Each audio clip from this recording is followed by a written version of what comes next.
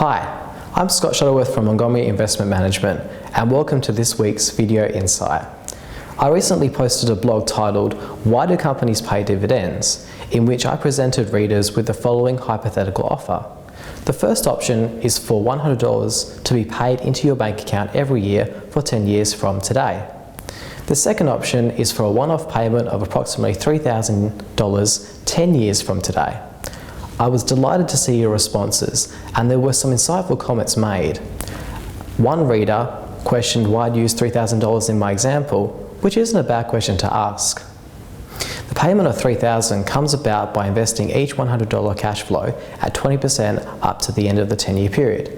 Essentially, what the example shows you is how powerful it is if a firm can withhold its dividend from you and reinvest it at high rates of return. If we take the present value of each option at a discount rate of say 10%, option 1 has a present value of about $600, whereas option 2 has a present value of about $1,200. We can see that clearly option 2 is the one that a wealth maximising individual would pick. Of course, what I also hope you can see is if a firm cannot earn higher rates of return on those funds, then they should give them back to you so you can invest them elsewhere. Perhaps the discount rate is higher than the reinvestment rate in this case. Now, the assumption of a wealth maximising individual is an interesting one. Whilst we all would like to maximise our wealth over the long run, individual circumstances can alter your optimal outcome. For example, if you are hoping to take a holiday in 2 years, a 10-year wait may be a stretch for you, and the income of option 1 may be better than nothing at all. What this tells us is that great returns from investments can take time. After all, we're investors, not traders.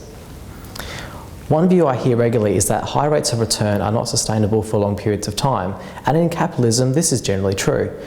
We, however, have found by investing in companies with sustainable competitive advantages and high rates of reinvested capital at reasonable prices, we can sustain higher than average returns over a prolonged period.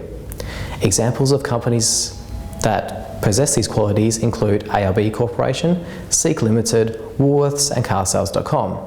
Great businesses can also be found in the financial sector, with ANZ coming to mind and Bentham IMF Limited, and even in the telco space with Ancom coming to mind. Now, some of these businesses we do hold in the Montgomery Fund and the Montgomery Private Fund, so be sure to do your own research and seek qualified financial advice when required.